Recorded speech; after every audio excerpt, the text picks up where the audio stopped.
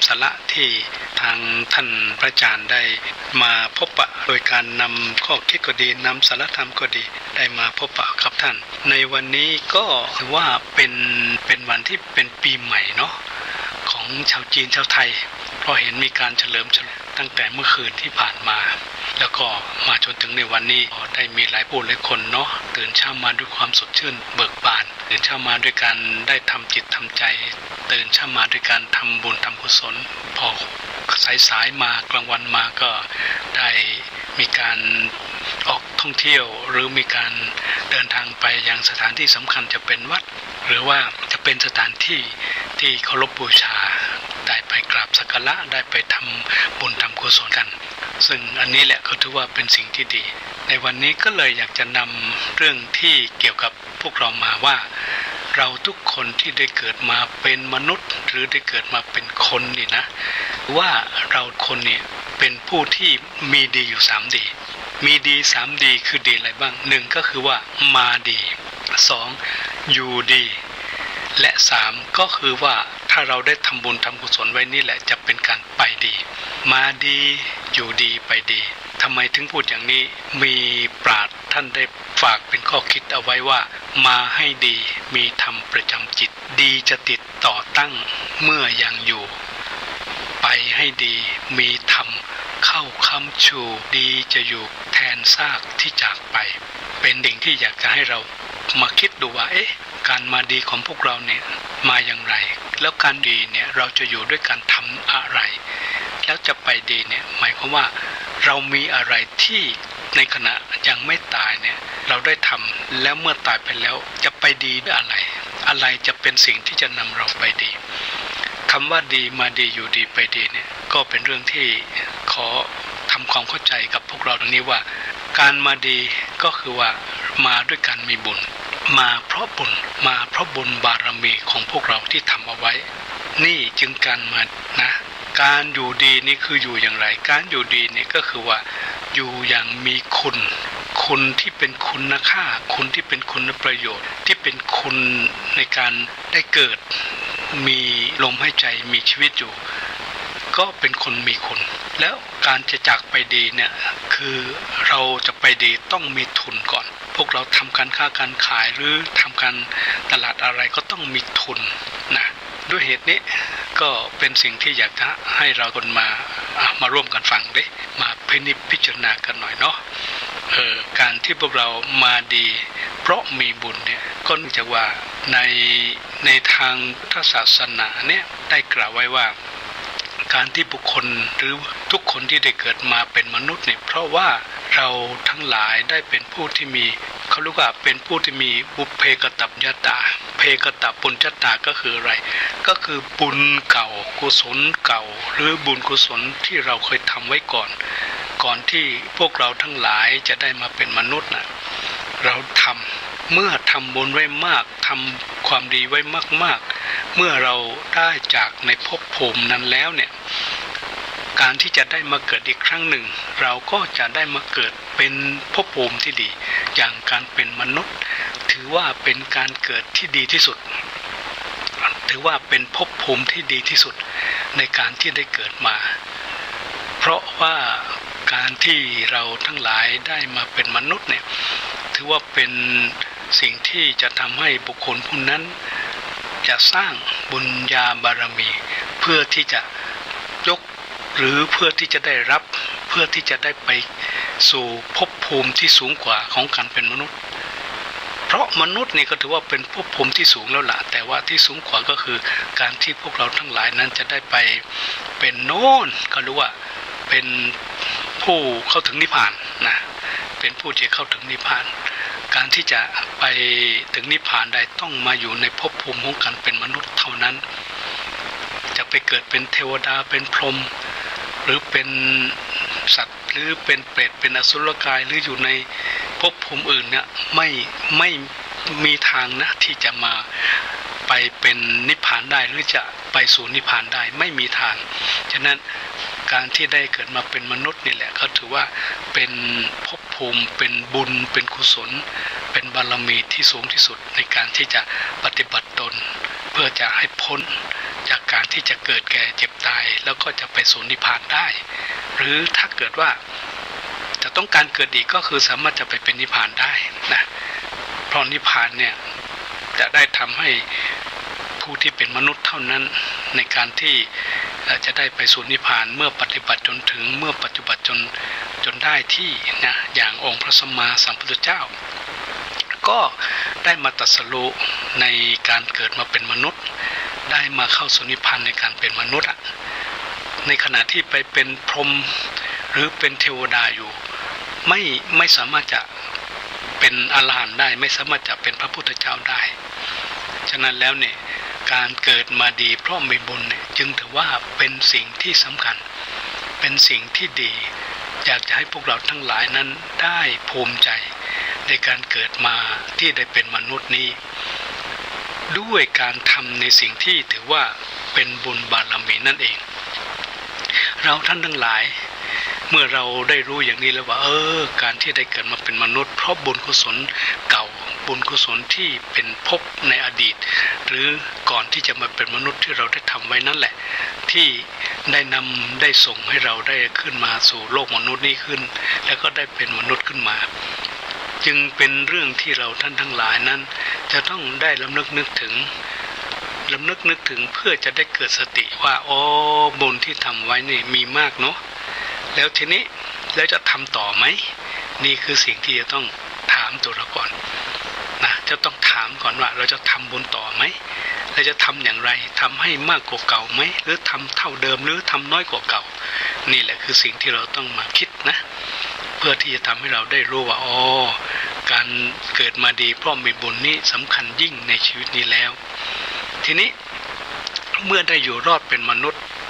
การที่เรายังมีลมหายใจอยู่ในโลกมนุษย์เนี่ยเราจะดำรงตนดำเนินชีวิตของเราเนี่ยให้เป็นผู้ที่เรียกว่าทำอย่างไรถึงจะมีคุณนะการอยู่ดีอย่างมีคุณนี่คือการที่เราจะต้องอยู่อย่างไรก็บอกว่าการอยู่ดีอย่างมีคุณก็คือว่าเราจะต้องเป็นผู้ที่รู้จักในการที่จะทำคุณประโยชน์จะมีคุณประโยชน์กับมีคุณค่าคุณประโยชน์ก็ถือว่าเป็นเรื่องที่ใหญ่สำหรับพวกเราทั้งหลายเราจะต้องทำประโยชน์ของตนให้มากมีทำประโยชน์ของคนอื่นให้มากถึงและทำประโยชน์แก่ส่วนรวมให้มากเข้าเพื่อที่จะทำให้เราเนี่ยได้ชื่อว่าเป็นผู้ที่ได้เกิดมาแล้วได้มีประโยชน์ในโลกนี้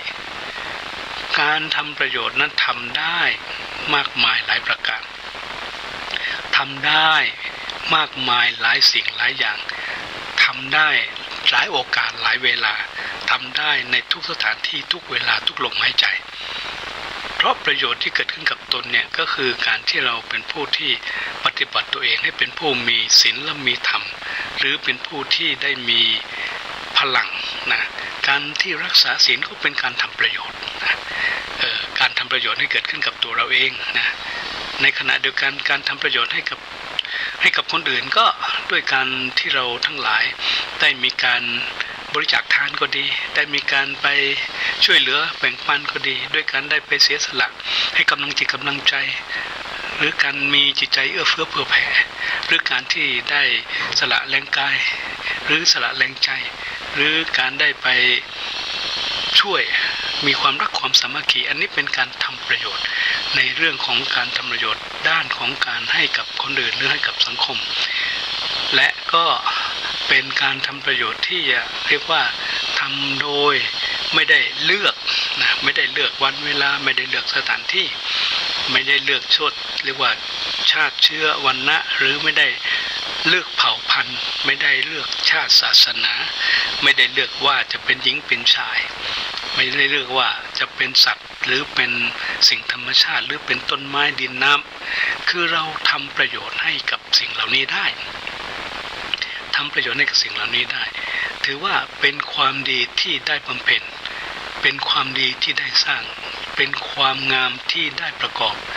ถือว่านี่แหละคือการทำประโยชน์การบำเพ็ญประโยชน์ที่จะเกิดแก่ตนเองที่จะเกิดแก่คนอื่นแล้วก็ที่จะเกิดแก่ส่วนรวมที่เป็นสังคมในการที่เราทั้งหลายเนี่ยได้มีลมหายใจอยู่ได้เป็นผู้ที่มีพละกำลังอยู่ได้เป็นผู้ที่ ยังมีบุญกุศลอยู่การที่เราทั้งหลายได้ทำอย่างนี้เนี่ยก็ถือว่าเป็นการสร้างในสิ่งที่จะเป็นคุณค่านะซึ่งถือว่าเป็นคุณค่าเพราะสิ่งที่ทำออกไปนั้นมีประโยชน์ด้วยแล้วก็มีค่าด้วยมีค่าต่อตนต่อคนอื่นแล้วต่อสังคมด้วยซึ่งตรงนี้เป็นเรื่องที่เราท่านทั้งหลายได้ทำกันอยู่แล้วและอยากให้ทำมากขึ้นแล้วก็ทำให้มากขึ้นเพราะว่ามันจะเป็นตัวที่เป็นบุญให้กับเราเป็นพลังที่จะสร้างให้เกิดจิตานุภาพแก่ตัวเราการทำอย่างนั้นเขาเรียกว่าทำด้วยความเขาเรียกว่าอะไรด้วยความรู้ยอดด้วยการปฏิบัติเยี่ยมแล้วก็เปี่ยมด้วยคุณธรรมถ้าเราได้ทำด้วยความคือด้วยการเป็นคนมีความรู้ยอดด้วยการเป็นผู้ปฏิบัติเยี่ยมแล้วก็เปี่ยมด้วยคุณธรรมเนี่ยจึงถือว่าเป็นบุคคลที่เก่งกล้าและแกร่งเนี่ยเป็นนักต่อสู้ก็ดีเป็นนักทำบุญกุศลก็ดีเป็นนักประกอบอาชีพการงานก็ดีหรือเป็นนักบริหารก็ดีถือว่าถ้าใครก็ตามทีที่มีความรู้ยอดปฏิบัติเยี่ยมแล้วก็เปี่ยมด้วยคุณธรรมมันจะทำให้เกิดตัวคำว่าเก่งกล้าและแกร่งที่ว่าเก่งคืออะไรเก่งในที่นี้คือว่าเก่งงานเก่งคนเก่งคิดเก่งในการดำเนินชีวิตเก่งงานเนี่ยพวกเรามีงานอะไรที่เป็นความเป็นอยู่หรือเป็นความมั่นคงของชีวิตบางคนก็มีอาชีพค้าขายบางคนก็มีอาชีพขับรถขับเรือบางคนก็ขับเครื่องบินบางคนเป็นครูเป็นอาจารย์เป็นตำรวจเป็นทหารเป็นพ่อค้าเป็นกรรมกรเป็นนักก่อสร้างเป็นสารพัดในอาชีพที่มีอยู่ในโลกเนี่ยนะถ้าเราเป็นคนเก่งงานเราจะเป็นคนที่มีกินมีอยู่มีใช้ไม่อดไม่อยากนะไม่ยากไม่จนถ้าเก่งงานนะการเก่งงานเนี่ยต้องเป็นคนที่มีฝีมือด้วยนะมีความสามารถด้วยจะเป็นงานด้านไหนจะเป็นงานบริหารจะเป็นงานในการที่จะผลิตหรือในการที่จะต้องจัดการหรือในการที่จะต้องคิดต้องค้นต้องประดิษฐ์ประดอยคืองานเหล่านี้เนี่ยถ้าถนัดถ้าเก่งแล้วเนี่ยถือว่านี่แหละจะทำให้ชีวิตมีความสุขจะทำให้ชีวิตมีความสำเร็จจะทำให้ชีวิตมีความเจริญรุ่งเรืองก้าวหน้าทีนี้เก่งคนคือเก่งอะไรการเก่งคนนี่คือว่าเราจะต้องเป็นผู้ที่สามารถบริหารคนที่ร่วมงานเราได้ลูกน้องเราได้สมาชิกเราได้ในการที่จะรู้จักการใช้คนให้เหมาะกับงานเอางานให้เข้ากับคนเอาคนเข้ากับงานการเก่งคนเนี่ยซึ่งถือว่าเป็นความยิ่งใหญ่นะเพราะว่าในโลกนี้ใครที่มีความเก่งในการใช้คนให้เป็นจะทำให้คนคนนั้นเป็นยอดคนจะทำให้คนนั้นเนี่ยถ้าเกิดจะทำกิจการอะไรหรือการงานอะไรเขาก็จะประสบความสำเร็จเขาก็จะมีความสำเร็จรุ่งเรืองเขาก็จะเป็นคนที่มีความก้าวหน้าเพราะการเก่งคนเนี่ยเป็นเรื่องใหญ่นะถ้าเราจะมองดูว่าตัวอย่างที่พวกเราทั้งหลายเห็นชัดที่สุดเนี่ยอย่างเช่นพระพุทธเจ้าเนี่ยเก่งคนนะรู้จักการใช้คนนะการที่เก่งคนคือพระเจ้าเนี่ยเป็นผู้ที่ฉลาดใช้คนเป็นก็โดยการตั้งให้คนได้รับเอตทัคคะในแต่ละด้านการที่พระเจ้าได้ยกย่องคนแล้วก็มอบให้เป็นผู้เก่งเฉพาะด้านเนี่ยแต่ละด้านที่เรียกว่าเอตทัคคะนั่นน่ะอันนี้คือการเก่งคนเก่งในการรู้จักใช้คนจึงทำให้พระศาสนาหรือการเผยแผ่พระพุทธศาสนาของพระพุทธองค์เนี่ยเผยแผ่ไปได้กว้างเผยแผ่ไปได้ไกลมีอายุยืนยาวมาจนถึงบัดนี้ 2,600 กว่าปีนะงานแต่ละอย่างที่มอบมาให้คนนั้นก็ถือว่าล้วนแล้วแต่ประสบความสำเร็จแล้วก็มีความก็เรียกว่ามีความรุ่งเรืองก้าวหน้าเป็นประโยชน์อย่างมหาศาลเหมือนกันในโลกนี้คนที่เป็นผู้บริหารเนี่ยจะเป็นเจ้าของโรงงานบริษัทห้างร้านหรือหน่วยงานราชการจะเป็นผู้นำหมู่บ้านแม้กระทั่งในครอบครัวของเราเองเนาะถ้าเรารู้จักคนนะต้องเข้าใจคนต้องเข้าถึงคนนะจะทำให้เราสามารถเก่งคนได้เก่งในการใช้คนเก่งในการรู้จักมอบงานให้คนเก่งในการที่จะรู้จักการจัดคนให้เข้ากับงานเพื่อจะทำให้สิ่งที่จะเกิดสิ่งที่สำเร็จนั้นมันก็จะ มีมีผลดีขึ้นมาทีนี้เก่งคิดคืออะไรเก่งคิดก็คือว่าสติปัญญาไอตัวความคิดเป็นสิ่งที่ยิ่งใหญ่เพราะว่าคนไหนที่เป็นผู้ที่คิดดีคิดเก่งคิดฉลาดคิดด้วยปัญญาเขาจะเปลี่ยนสิ่งที่ไม่ดีให้เป็นสิ่งที่ดีจะทำให้ชีวิตเปลี่ยนแปลงจะทำให้การงานเปลี่ยนแปลงจะทำให้การประกอบกิจการก็เปลี่ยนในทางที่มีความเจริญก้าวหน้ามีความรุ่งเรืองก้าวไกลในเรื่องของการเก่งคิดนะฉะนั้นแล้วเนี่ยอันนี้เป็นเรื่องใหญ่ไม่น้อยเลยทีเดียวอยากให้ทุกเราทั้งหลายรู้จักการคิดว่าหลักการคิดที่สำคัญในการที่จะทำให้ชีวิตมันเกิดความอยู่เย็นเป็นสุขคิดอย่างไรคิดด้วยการใช้หลักอะไรพระพุทธเจ้าเนี่ยที่สามารถในการจะอบรมคนสั่งสอนคนหรือสามารถช่วยคนได้เนี่ยเพราะเจ้านี่คิดอย่างมีระบบนะคิดอย่างเป็นระเบียบคิดมีระบบคิดอย่างเป็นระเบียบแล้วคิดอย่างละเอียดละออแล้วก็คิดด้วยการเข้าถึงคนที่รู้จักจริตคนรู้จักความถนัดของคนรู้จักว่าไอ้คนเนี้ยเป็นอย่างไรคือแล้วก็การงานแต่ละอย่างเนี่ยจะต้องใช้อย่างไรฤดูกาลสิ่งแวดล้อมจะต้องเป็นอย่างไรแล้วจะต้องเอาหลักอะไรมาใช้ให้เหมาะให้ควรกับการเวลากับสิ่งแวดล้อมกับการทำงานกับคนแล้วก็กับความจริง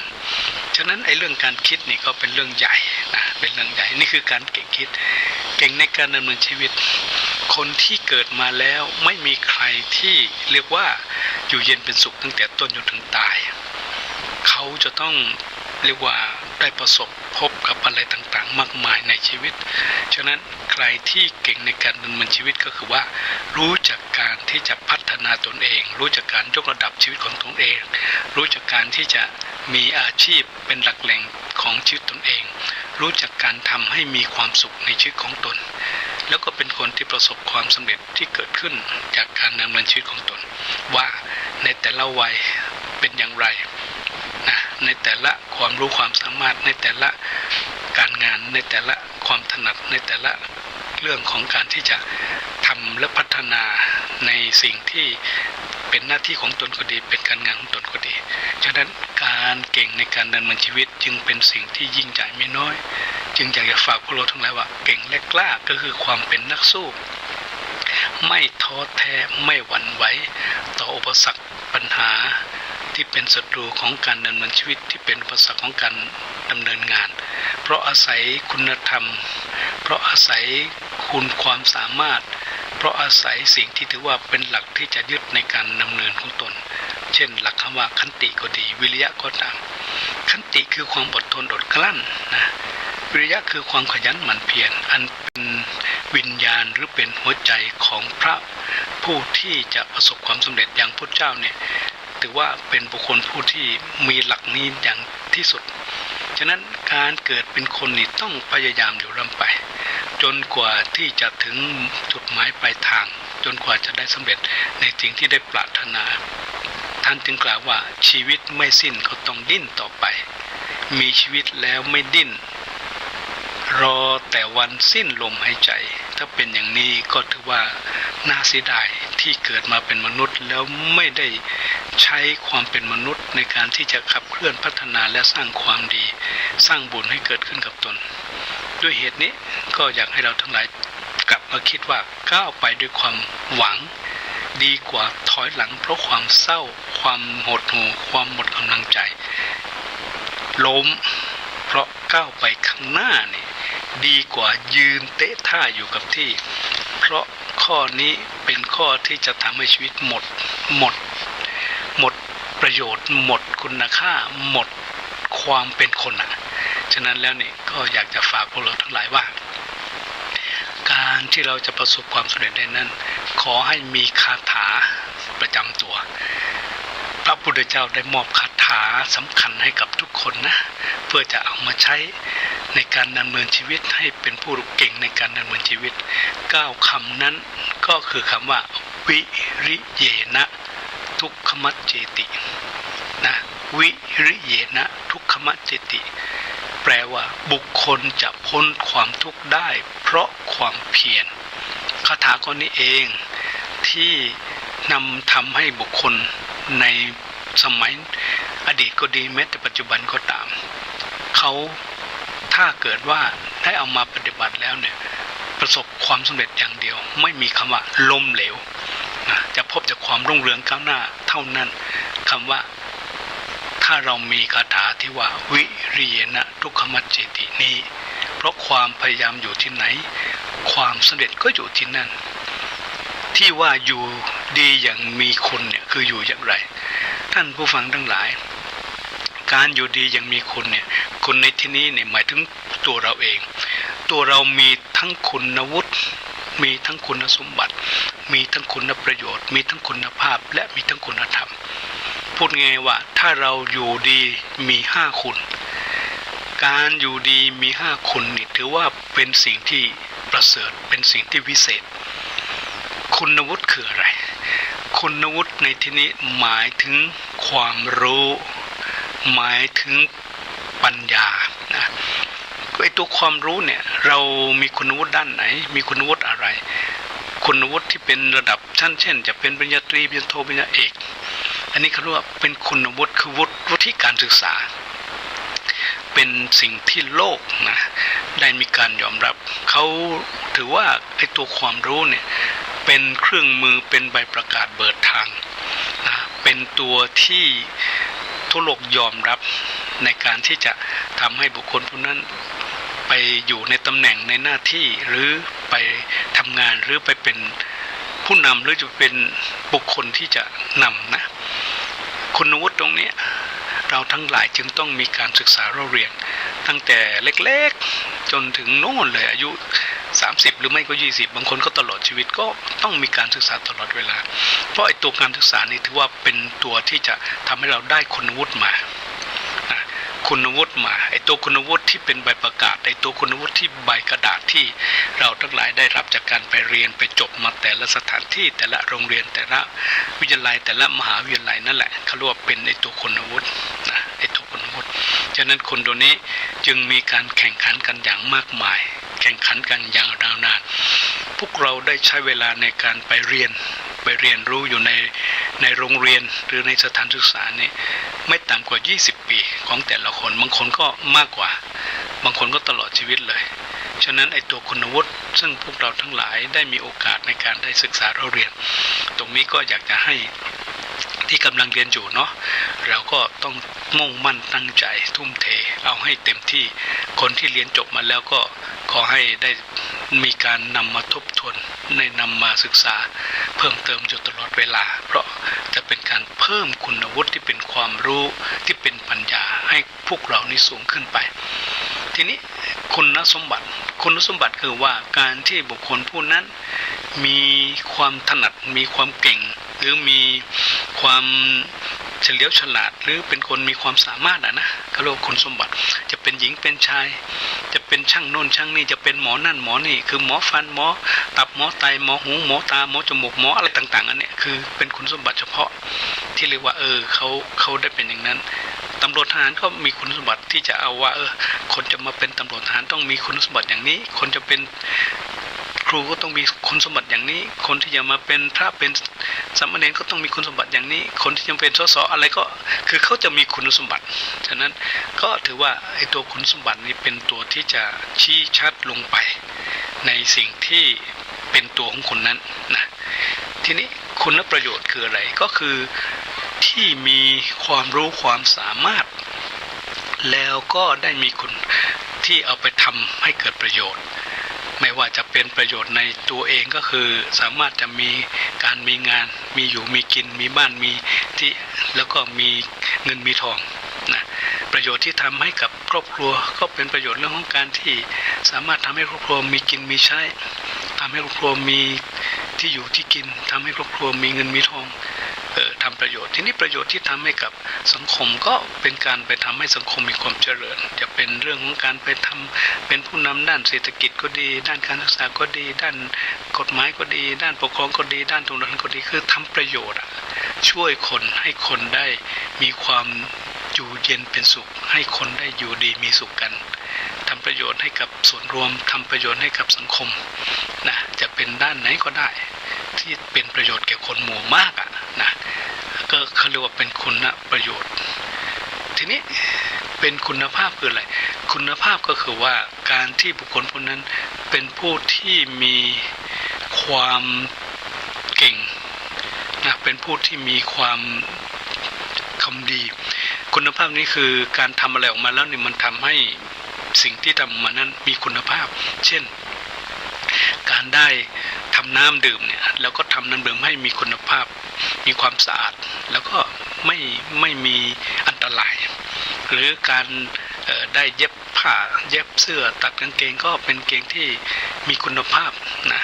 เนื้อดีทนนานราคาประหยัดเนี่ยเป็นต้นคุณภาพในการที่จะเป็นผู้ที่สอนจะเป็นสอนวิชาอะไรก็ได้แต่สอนอย่างมีคุณภาพทำให้คนเรียนเนี่ยได้เก่งได้ฉลาดคือคุณภาพมีทั้งในด้านเกี่ยวกับการงานทั้งในด้านเกี่ยวกับการเป็นอยู่ทั้งในด้านเกี่ยวกับการคิดค้นทั้งในด้านเกี่ยวกับการผลิตประดับประดาทั้งในด้านคือคุณภาพเป็นผู้ที่มีคุณภาพทำอะไรออกมาแล้วดีทำอะไรออกมาแล้วมีประโยชน์ทำอะไรแล้วทำให้มัน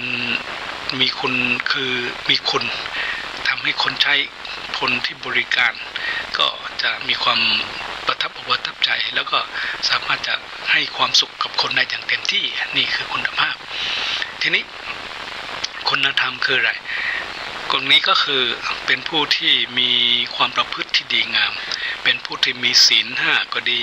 เป็นผู้ที่มีเมตตาก็ดีเป็นผู้ที่มีกรุณาก็ดีเป็นผู้ที่มีอุเบกขาหรือมีมุทิตาคือเป็นคนที่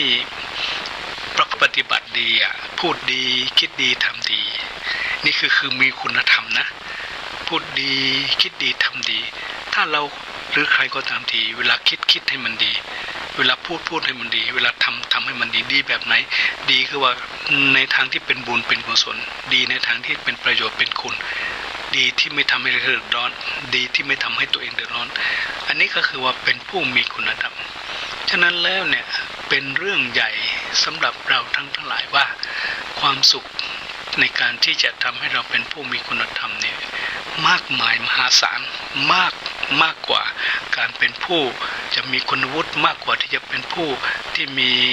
คุณประโยชน์ด้วยซ้ำไปเพราะความสุขที่เกิดจากการได้มีคุณธรรมถือว่าเป็นความสุขที่สำคัญและเป็นความสุขที่ยิ่งใหญ่ในการจะทำให้ชีวิตของพวกเราเนี่ยที่มีอยู่ที่ดำรงคงอยู่เนี่ยได้เป็นผู้ที่จะเกิดความเจริญด้วยเกิดความสุขด้วยเกิดความมั่นคงกับชีวิตด้วยอันนี้ถือว่าเป็นสิ่งที่สำคัญเมื่อทำอย่างนั้นแล้วเราจะได้รับอะไรเขาบอกว่าใครก็ตามทีเมื่อมีคน5คนแล้วบุคคลคนนั้นจะเป็นผู้ที่มีเกียรติในการที่จะอยู่ในสังคมของมนุษย์หรือคนเกียรติเนี่ยมันคืออะไรเขาบอกว่าเกียรตินี่ก็คือจะมีปรากฏหรือมีเกิดขึ้นกับคนที่มีคุณ5คุณแล้วจะมีเกียรติคุณมีเกียรติยศมีเกียรติศัพท์มีเกียรติที่เป็นเกียรติใหญ่ๆเนี่ยนะซึ่งการที่ใครก็ตามทีถ้าเราจะมองดูว่าอยู่ในสังคมเวลาที่ทำความดีอย่างนั้นแล้วเนี่ยเกียรติที่ได้รับในสังคมนี่จะมีมากขนาดนี้เลยเหรอเกียรติยศก็ได้รับเกียรติศักดิ์ก็ได้มีเกียรติศัพท์ก็ได้เกิดแล้วเกียรติคุณก็ถือว่าได้มีการมอบให้มันเป็นอะไรทำไมถึงเป็นขนาดนั้นคืออย่างนี้อยากให้เราท่านทั้งหลายได้รู้ว่าเวลาที่เราได้ดำรงหรือได้ทำอะไรที่เป็นคุณ5คุณที่กล่าวไปแล้วเบื้องต้นตรงนั้นสิ่งที่เราจะได้รับเป็นผลประจักษ์อีกอย่างหนึ่งก็คือเกียรติซึ่งการที่ได้รับอย่างนั้นเกียรติตรงนี้แหละเป็นสิ่งที่แม้ว่าเราจะปรารถนาหรือไม่ปรารถนาก็จะได้รับจากผู้คนในสังคมที่จะมอบให้เรานะเกียรติคุณเกียรติยศเกียรติศักดิ์เกียรติศัพท์เป็นยังไงเรามาดูว่าเกียรติยศคืออะไรเกียรติยศก็หมายถึงตำแหน่งหน้าที่พวกเราเห็นตำรวจทหาร เห็นไหมเขาจะมีการมอบยศให้กันยศตั้งแต่เป็นนายสิบตรี10 โท 10 เอก100 ตรี 100 โท 100 เอกไปก็เป็นนายพันนายพลเห็นไหมหรือถ้าเป็นหน่วยงานราชการเขามอบกันอย่างนี้จะมี C1 C2 C3 C4 C5 C12 อันนี้เขาเรียกว่าเป็นเกียรติยศนะเป็นตำแหน่งหน้าที่การงานเกียรติเนี่ยนะถ้าเป็นในห้างร้านบริษัทก็จะเป็นหัวหน้ารองหัวหน้าผู้จัดการผู้อำนวยการอะไรเหล่านี้เป็นต้นก็จะรองลงไปทีนี้เกียรติศักดิ์คืออะไรเกียรติศักดิ์ในที่นี้หมายถึงว่าฐานะตำแหน่งนะฐานะตำแหน่งตรงนี้ก็คือว่าแต่ละคนเนี่ยมีฐานะตำแหน่งในด้านเกี่ยวกับการที่บุคคลผู้นั้นได้มอบคือถูกมอบให้ในตำแหน่งอะไรตำแหน่งเป็นพ่อบ้านแม่บ้านอันนี้ก็เป็นตำแหน่งเป็นฐานะก็เรียกว่าเป็นเกียรติศักดิ์นะที่ได้รับมอบหมายให้ไปเป็นเงี้ยก็ถือว่าอันนี้ก็เป็นเกียรติศักดิ์นะซึ่งก็ถือว่าเป็นด้านเกี่ยวกับคนที่ได้ทำเรื่องของการงานก็ดีเรื่องของคือคุณ5 คุณที่กล่าวไปนั่นแหละนะทีนี้เกียรติศัพท์คืออะไรเกียรติศัพท์ในที่นี้หมายถึงชื่อเสียงไม่ถึงการได้รับการยกย่องเขาเรียกว่าเป็นเกียรติศัพท์ยกย่องให้เป็นผู้ชำนาญการยกย่องให้เป็นนักปราชญ์ยกย่องให้เป็นราชบัณฑิตอันนี้เขาเรียกเป็นเกียรติศัพท์นะเป็นเกียรติศัพท์เกียรติคุณคืออะไรก็คือไอ้ตัวคุณธรรมคนที่มีคุณธรรมคนที่มีความประพฤติที่ดีงามเนี่ยเขาถือว่าจะมีเกียรติคุณมอบให้จะเป็นใบก็ดีจะเป็นเครื่องหมายจะเป็นสัญลักษณ์จะเป็นถ้วยเป็นรางวัลอะไรก็ตามที่เป็นเกียรติคุณนะที่เชื่อว่าหลายคนก็คงจะเคยได้รับเนาะจะเป็นเกียรติยศหรือจะเป็นเกียรติคุณหรือจะเป็นเกียรติศักดิ์หรือกระทั่งเกียรติศัพท์อันนี้ก็ถือว่าเป็นงานหรือเป็นสิ่งที่จะได้รับจากการที่เราทั้งหลายเป็นผู้มีคุณ5 คุณนะในคุณ5 คุณที่เราได้ทำให้กับสังคมนะก็จะได้รับซึ่งมันเป็นสิ่งที่สังคมจะมอบหมายให้จากการที่บุคคลผู้นั้นได้มีคุณ5 คุณนั้นแล้วเพราะตัวไอ้คุณ5 คุณนี่แหละเป็นตัวที่จะเป็นเครื่องประจักษ์นะเป็นผลประจักษ์ในทางสังคมที่จะเป็นสิ่งที่บุคคลผู้นั้นได้ทำแล้วเมื่อได้ทำแล้วก็จะมีคนที่เขาเห็นชอบเห็นงามก็จะมีการมอบให้เหล่านี้เป็นต้นฉะนั้นเราท่านทั้งหลายการที่พวกเราอยู่ในสังคมการที่เราได้รับเกียรติอะไรนี่ก็ตามทีสิ่งที่สุดเนี่ยมันจะเกิดสิ่งหนึ่งขึ้นมาคือว่าเวลาที่เรามีชีวิตอยู่ในสังคมเนี่ยสิ่งที่จะเกิดขึ้นกับชีวิตมันมีอยู่หลายอย่างหนึ่งก็คือความทุกข์ความลำบากหรือความสุขความเจริญแต่ใครก็ตามทีถ้ามีสิ่งหนึ่งที่อยู่ในตัวคือถ้าประมาทเมื่อไหร่ไม่ว่าเราจะเป็นอะไรไม่ว่าจะอยู่เวลาไหนก็ตามทีมันย่อมทำให้เกิดอันตรายขึ้นมาทันทีความประมาทเป็นเรื่องที่ถือว่าเราจะต้องมีสติไม่ให้มันเกิดนะคืออย่าตั้งตนอยู่ในความประมาทเด็ดขาดใครที่ตั้งตัวอยู่ในความประมาทโอกาสของชีวิตที่มันจะเกิดความทุกข์นะมันง่ายที่จะเกิดความล้มเหลวมันไวที่ประสบกับความเรียกว่าความวุ่นวายมันก็จะเร็วเพราะไอ้ตัวความประมาทคือการที่เราขาดสติขาดการระลึกขาดการพิจารณาฉะนั้นระวังอย่าให้มีความประมาทไม่ประมาทในหน้าที่การงานของตนไม่ประมาทในวัยที่ดำรงคงอยู่ไม่ประมาทในอาชีพไม่ประมาทในชีวิตไม่ประมาทในการพูดไม่ประมาทในการคิดไม่ประมาทในการทำไม่ประมาทในการที่จะจัดการอะไรอย่าไปประมาทเพราะตัวความประมาทคือการที่เราขาดสติไม่มีการยับยั้งชั่งใจหรือไม่ได้คิดถึงเรื่องบุญเรื่องกุศลไม่ได้คิดถึงเรื่องที่เป็นคุณงามความดีมีแต่จะเอาจะได้มีแต่ความโลภความโกรธความหลงถ้ามันมีไอ้ตัวนี้เข้ามาเมื่อไหร่นั่นคือความประมาทไอ้ตัวความโลภเป็นตัวความประมาทไอ้ตัวความโกรธก็เป็นความประมาทไอ้ตัวความหลงก็เป็นความประมาท อันนี้เป็นตัวที่สำคัญที่อยากจะให้เราท่านทั้งหลายเนี่ยต้องมีสติรู้เท่ารู้ทันเพื่อที่เราจะแก้เพื่อไม่ให้ผลเสียหายมันเกิดมาแล้วจะมาแย่ทีหลังมันจะเป็นภัยมันจะเป็นสิ่งที่ทำให้เรานั้นมี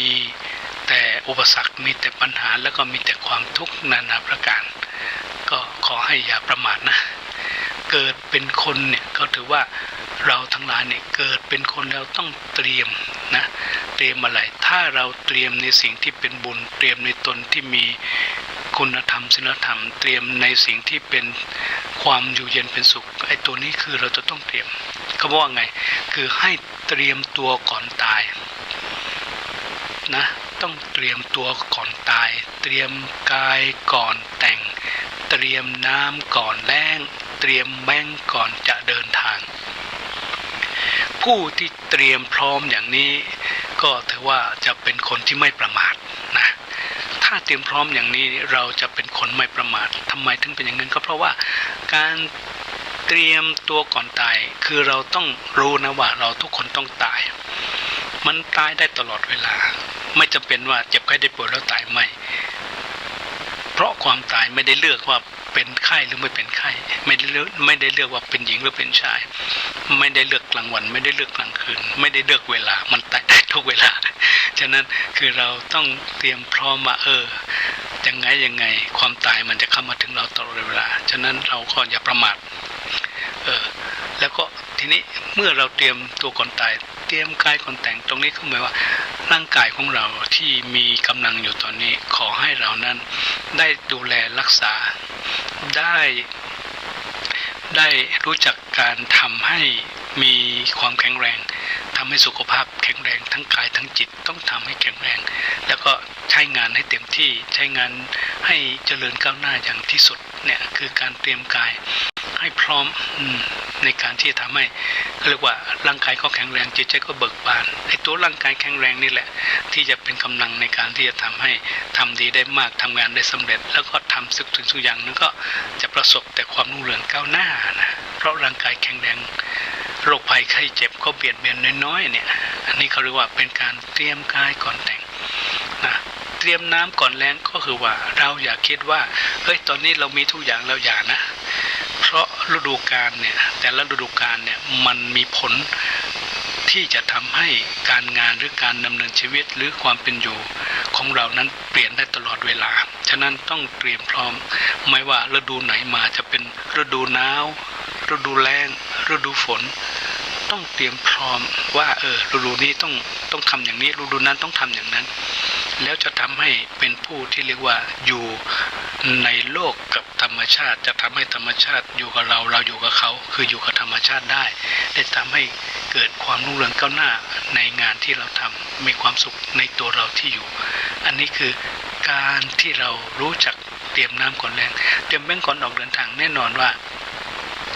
เราจะต้องรู้จักการจัดการเรื่องของเงินทอง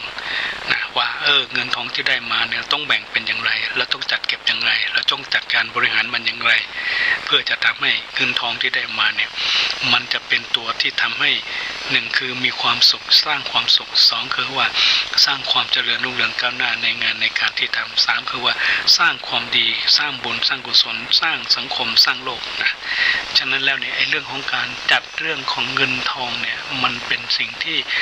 คนทุกคนต้องมีหลักนะมีหลักของการจัดการเงินทองในทางศาสนานี่ให้แบ่งเงินทองออกเป็น4กองนะถ้าพวกเรามีเงินมีทองสมมติ100 บาทเนี่ยแบ่งออกเป็น4กองกองหนึ่งก็คือเป็นเงินที่สำหรับใช้กินในชีวิตประจำวันกองที่2แบ่งเอาไว้สำหรับการที่จะเก็บหอมออมริดเอาไว้ในยามฉุกเฉินในยามที่จำเป็นกองที่3แบ่งในการที่จะจัดการและการบริหารงานในการทำงานนะกองที่4คือว่าเป็นกองที่จะต้องใช้เรียกว่าไปทำบุญหรือไปเรียกคือมันเรียกว่าเป็นการใช้ในสังคมนะเลี้ยงคนก็ดีให้หมู่คนก็ดีหรือช่วยเหลือสังคมก็ดีอันนั้นอีกกองหนึ่งฉะนั้นเรารู้จักแบ่งเงินจัดการเงินให้เป็นแล้วเราก็จะเป็นเศรษฐีได้อย่างไม่ยากไม่เย็นอะไร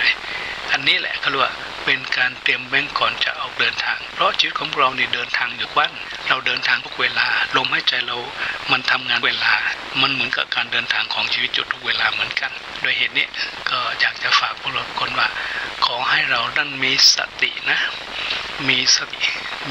ติให้มากๆเมื่อมีสติมากแล้วแน่นอนว่าการอยู่ก็จะมีแต่ความสุขความเจริญนะอนาคตข้างหน้าก็จะมีแต่ความรุ่งเรืองก้าวไกลผู้ที่เตรียมพร้อมอย่างนี้จะเป็นเหตุให้ก็คือว่าไปเขาเรียกว่าคือไม่ห่วงหน้าไม่พะวงหลัง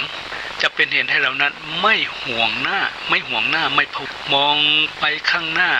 คือเวลามองข้างหน้าก็มีหวัง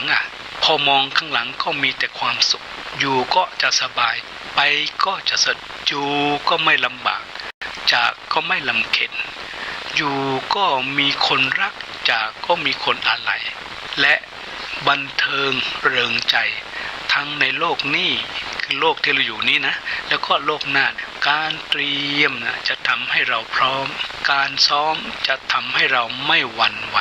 และจิตใจของเราก็จะแข็งแรงเห็นไหมนี่คือสิ่งที่ถือว่าสำคัญกับพวกเราอย่างยิ่งกับพวกเราเป็นอย่างมากถ้าเราทำอย่างนี้มันจะเกิดอะไรขึ้นมารู้ไหมก็จะเกิดว่าการเกิดเป็นคนแล้วต้องเตรียมนี่แหละจะทำให้เราได้มีสติขึ้นมาว่าการเกิดเป็นคนมาแล้วนี่ต้องเตรียมถ้าไม่เตรียมมันก็เสียเหลี่ยมของการเกิดมาเป็นคนนะเสียเหลี่ยมหรืออีกอย่างหนึ่งที่คนโบราณท่านได้ฝากได้สอนเราว่าเกิดเป็นคนต้องสร้างตนให้มีดีเกิดมาทั้งทีต้องสร้างดีให้ติดต้นเนี่ยเห็นไหมอันนี้เป็นสิ่งที่ให้เขาคิดอย่างมากเลยว่าเกิดมาเป็นคนนี่ต้องสร้างตนให้มีดีเราเนี่ยไม่ใช่ว่าเกิดมาแล้วจะได้มีความดีติดตัวพร้อมนะแต่เราได้มีเขาเรียกว่าได้มีตัวตนของการเป็นคนเนี่ยนี่เป็นความดีแต่เราจะสร้างเมื่อได้เกิดมาแล้วเนี่ยมันต้องสร้างความดีขึ้นมาอีกสร้างบุญขึ้นมาใหม่ต่อบุญเก่าที่ได้ทำไว้เพิ่มความดีที่เคยมีแม้จะไม่ได้มาติดตัวแต่เราก็มาสร้างขึ้นมาได้ด้วยเหตุนี้มันจึงเป็นสิ่งที่ว่าตัวของเราเนี่ยจะมีดีติดตัวเราขึ้นอีกแล้วก็จะทำให้การเกิดมาเป็นคนเนี่ยมีคุณมีประโยชน์มากขึ้นอีกนักปราชญ์จึงสอนว่าเกิดมาเพื่อก่อสร้างกรรมดีแก่เฒ่ากุศลมีเสาะบ้างเจ็บป่วยพยาธิมีทั่วกันนาตายแต่กายชื่อยังชั่วฟ้าดินสลายเห็นไหมเกิดแก่เจ็บตายพวกเราทั้งหลายเวียนว่ายกันเป็นอย่างนี้ไม่หมดไม่สิ้นนะแต่ที่สำคัญคือเราเนี่ยได้มีบุญมากจึงได้เป็นมนุษย์นะรู้ไหมจึงได้เกิดมาเป็นมนุษย์ซึ่งมีโอกาสแล้วก็สามารถจะสร้างสิ่งที่เป็นบุญเป็นกุศลเป็นสิ่งที่จะให้เกิดพลังแล้วก็จะทำให้เราเนี่ยเป็นมนุษย์เป็นเทวดาเป็นพรหมหรือเป็นผู้ที่ไปถึงที่สุดคือพระอรหันต์ได้ในขณะที่สัตว์อื่นจะเป็นสัตว์เดรัจฉานนะสัตว์เดรัจฉานคืออะไรจะเป็นควายเป็นวัวเป็นไก่เป็นนกเป็นกาอะไรพวกนี้เขาเรียกว่าเป็นสัตว์เดรัจฉานมันทำดีอย่างเราไม่ได้นะมันทำดีอย่างเราไม่ได้เปรตอสุรกายก็ทำดีอย่างเราไม่ได้แม้แต่เทวดาก็ทำดีอย่างเราไม่ได้แต่เราเนี่ยแหละเป็นมนุษย์เนี่ยทำได้อย่างที่สุดแล้วก็ทำได้อย่างยิ่งเลยแหละฉะนั้นก็ขอให้เราเนี่ยนะที่เป็นมนุษย์ที่เป็นคนเนี่ยให้เราเนี่ยมาตั้งสติเนาะมามีสติเพื่อจะทำให้เราอยู่ในสังคมเพื่อทำให้เราอยู่ในโลกนี้อย่างที่เรียกว่าเกิดพลังแล้วก็มีประโยชน์ที่สุดทีนี้ถามว่าอยู่ในสังคมจะทำอย่างไรถึงจะทำให้มีความสุขเนาะเขาบอกว่าความสุขของคนที่อยู่ในสังคมเนี่ยความสุขสามารถจะเกิดขึ้นได้อยู่4 สอถ้าเรามี4 สอเราจะเป็นคนที่มีความสุขในสังคมในโลกนี้ได้อย่างสบาย4 สอคือ1จะต้องเป็นคนเรียกว่าสงบจน2เป็นคนสงบใจ3เป็นคนสงบเวรภัยแล้วก็4ต้องสงบกิเลสมันเป็นอย่างไร คืออย่างนี้ที่ว่าสงบจนก็คือว่าต้องสงบจนหมายถึงการระงับ ความจนความทุกข์ยากนะความจนของเราที่มีความทุกข์ยากที่เราได้รับเนี่ยคือเราต้องสามารถสงบหรือทำมันได้คือทั้งจนทรัพย์และจนปัญญาการที่จนทรัพย์เนี่ยเราจะต้องแก้ได้ด้วยการรู้จักการแสวงหางานเงินนะจะทำให้เราไม่จนทรัพย์นะไม่จนทรัพย์ปัญญาคือว่าแสวงหาได้ด้วยการที่เราต้องศึกษาเราเรียนเพราะการเรียนเนี่ยจะทำให้เกิดปัญญานะทำให้เกิดปัญญาเนี่ยสามารถจะไปเรียนในโรงเรียนก็ได้เรียนนอกโรงเรียนก็ได้เรียนกับธรรมชาติก็ได้เรียนในชีวิตก็ได้เรียนจากประสบการณ์ของเราก็ได้เพราะไอ้ตัวการเรียนรู้เนี่ยเราเรียนรู้จากประสบการณ์มากนะเรียนรู้นอกโรงเรียนมากเรียนรู้จากธรรมชาติมากฉะนั้นแล้วไอ้ตัวปัญญามันสามารถจะเกิดขึ้นมาเรื่องของความจนปัญญามันก็จะไม่มีถ้าเราเป็นคนที่มีความตั้งจิตตั้งใจที่เรียนรู้นะเราได้เกิดการเรียนรู้เพราะไอ้ตัวความรู้เนี่ยมันเกิดขึ้นกับเราทุกเวลาทางที่ทำให้เราเกิดความรู้มีทางไหนบ้างในตัวเรามีทั้ง3ทางใหญ่1เกิดจากการคิดนะเกิดจากการคิดเกิดจากการได้พูดได้คุยได้ถามเกิดจากการได้ปฏิบัติหรือความรู้เกิดจากทางตาที่ได้เห็นความรู้ที่เกิดทางหูที่ได้ฟังความรู้ที่เกิดจากทางกายที่ได้ทำกายที่ได้ทำคือมือเท้าปากตัวอะไรพวกนี้มันเป็นตัวทำให้เราเกิดความรู้เป็นทางของการทำให้เราได้รับความรู้เป็นทางที่ทำให้เกิดปัญญาฉะนั้นอย่าเป็นคนจนปัญญาเนาะเราทุกคนมีปัญญาแต่อยากจะให้เราพัฒนายกระดับปัญญาของเราให้มันสูงขึ้นไปนะแล้วจะทำให้เราเอาปัญญาที่เราได้นั่นแหละมาเพื่อจะเลี้ยงชีวิตเพื่อจะหาเงินหางานเพื่อจะหางานหาเงินและจะทำให้ชีวิตของเรานี่เป็นชีวิตที่เรียกว่ามีความสุขมีความร่ำรวยมีความรุ่งเรืองขึ้นมาได้สงบจนเนี่ยขอให้เรารู้จักนะว่าถ้าจนทรัพย์ให้คิดเลยว่าต้องหางานมีเงินได้แน่นอนถ้าจนปัญญาขอให้เรารู้เลยว่าตาหูจมูกลิ้นกายใจตัวเราเนี่ยเป็นประตูหรือเป็นเครื่องมือที่จะทำให้เราได้เรียนรู้ที่จะทำให้เราเกิดความรู้เกิดปัญญาขึ้นมาได้ฉะนั้นในตรงนี้ก็ถือว่าเป็นเรื่องใหญ่ที่อยากให้เราทั้งหลายว่า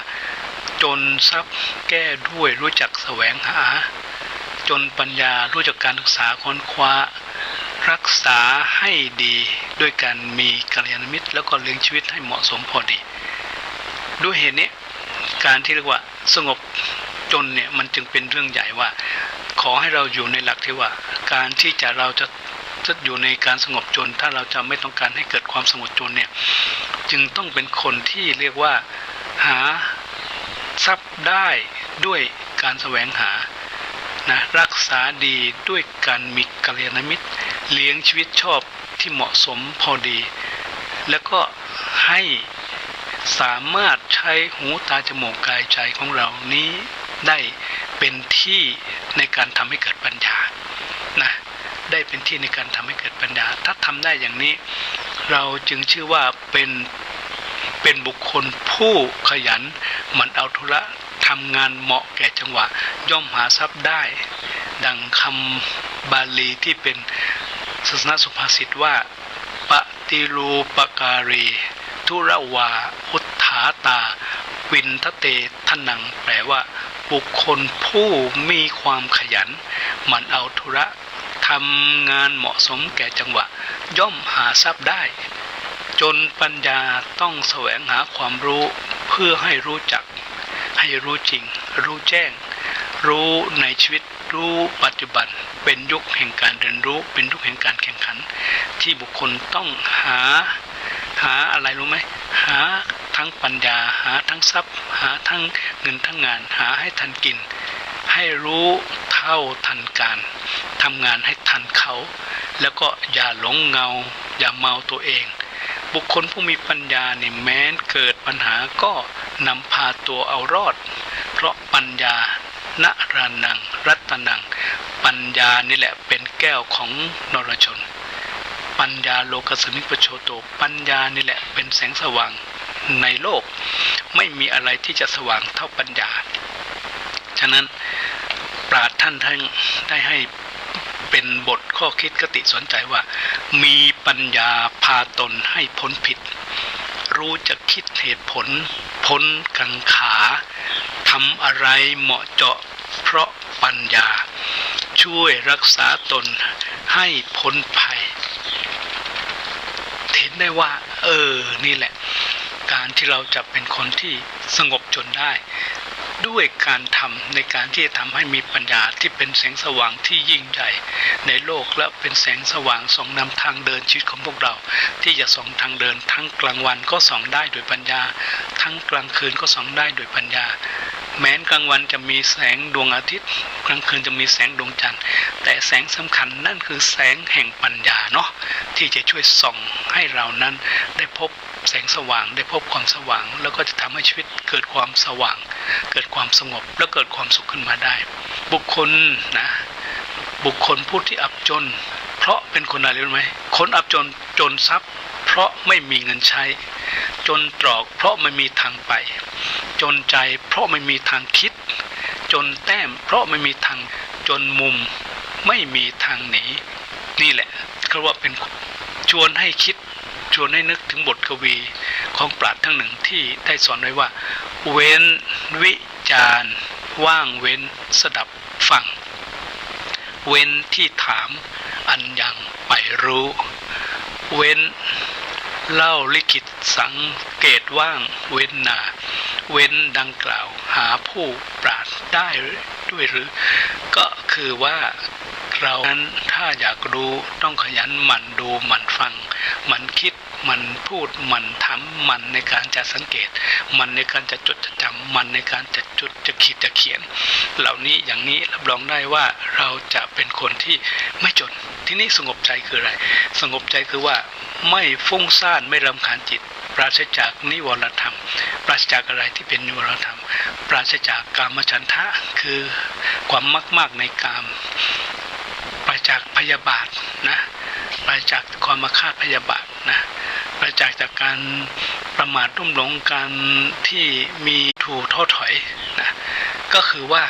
การที่เราสงบใจได้ด้วยการมีเรื่องของขันติธรรมไม่วู่วามไม่อารมณ์ร้อนไม่ปล่อยจิตปล่อยใจปล่อยสิ่งที่ไม่ดีไม่เกิดถ้าเรามีขันติมาถ้าเรามีสติมาถ้าเรามีสัมปชัญญะมามันจะทำให้ไอตัวของความพยาบาทก็ดีกามฉันทะก็ดีมันจะไม่มีกำลังที่จะให้เราได้นะไม่มีทางที่จะมาทำร้ายเราได้นี่ก็ถือว่าเป็นการสงบใจฉะนั้นการสงบใจขอให้เราสงบด้วยการมีสติมีสมาธิและมีปัญญามีสติมีสมาธิและมีปัญญาความจนใจมันไม่มาความจนใจมันไม่เกิดแน่นอนนะฉะนี้เรามาดูว่าสงบเว้นภัยสงบเว้นภัยคือว่าอยู่จิตมิตรภาพมุ่งสันติมีสันติไม่ดำริเปลี่ยนซึ่งกันและกันไม่อาฆาตไม่ทะเลาะวิวาทไม่ทำร้ายไม่มีความโกรธไม่มีความแค้นไม่มีความหมาดหมางไม่เป็นศัตรูซึ่งกันและกันการที่จะสงบเว้นภัยคือเราจะต้องเรียกว่าอยู่ด้วยความเมตตากันอยู่ด้วยความกรุณาให้กันและกันอยู่ด้วยความเคารพให้เกียรติกันและ